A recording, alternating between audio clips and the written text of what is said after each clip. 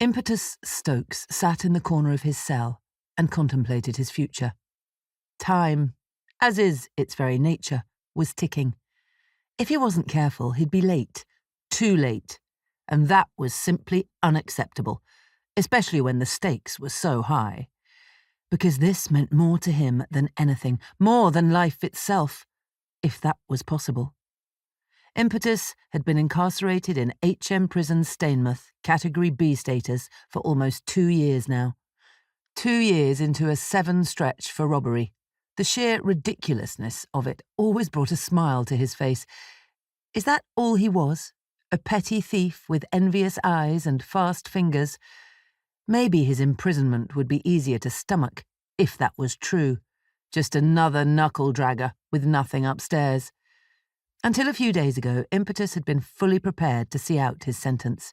Do the crime, do the time, as the old cliché went. Head down, nose clean, no eye contact with those of an unpredictable disposition. He was less prepared, however, when he received the bad news. No, not bad. That didn't do it justice. This was devastating, beyond tragic. It was also the catalyst for change. From that moment forth, Impetus had set the wheels in motion. Talk, and they will listen. And sure enough, they had, with wide eyes and open ears. A knock at the cell door brought him back to reality. "Enter." The door creaked open, and a shaven head appeared in its place. Dark eyes, sunken cheekbones, and patchy stubble. Early 20s, but aging fast. A life lost to petty crime, drugs, assault, you name it. Such a waste, thought Impetus. Misguided, yes. Naive, almost certainly. A hardened criminal? Anything but. The shaven head smiled, softening his features. Everybody called him Lip, friends and family, even enemies, of which there were plenty. Impetus, as had long been the case, wasn't so easy to categorize. "Good day to you, Philip. How can I be of assistance?" Lip was bouncing up and down on the spot, unnaturally excited for a bleak Sunday afternoon. "Poker in the day room, Mr. Stokes. There are 5 of us. Me, Craggy, Benno, Moist and Double-Decker.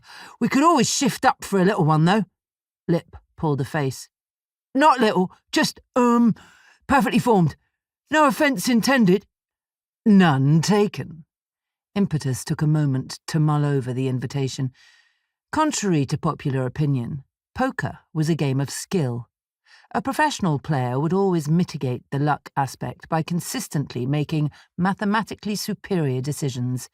Craggy, unsurprisingly, didn't make mathematically superior decisions, but then neither did Benno or Moist. Double-Decker could barely count his toes, whilst Lip just enjoyed the social side of things. It could have been tiddlywinks or hopscotch for all he cared. Anything was better than being locked up all day.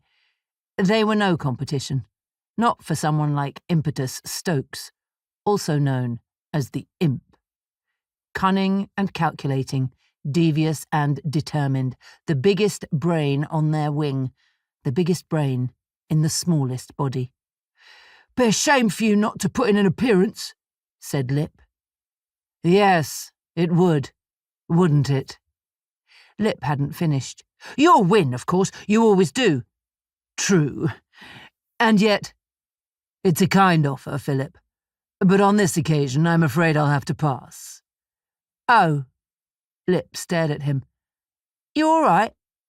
You look, I dunno, worried?" Impetus forced a smile. "Your concern is most gratifying. I am, however, in perfect spirits." A momentary pause. That wasn't enough. Lip would need something more convincing. "I've one of my heads," said Impetus, pressing a forefinger against his temple. "It's pounding. I wouldn't make for good company." "Shit," Lip checked himself. Sorry, Mr. Stokes, that slipped out by accident. I know you don't like—" "Listen, maybe I could fetch Kareem. He can give you one of his special massages. He's got magic fingers, that boy. Fixed Bunker's knee first time." "That won't be necessary,"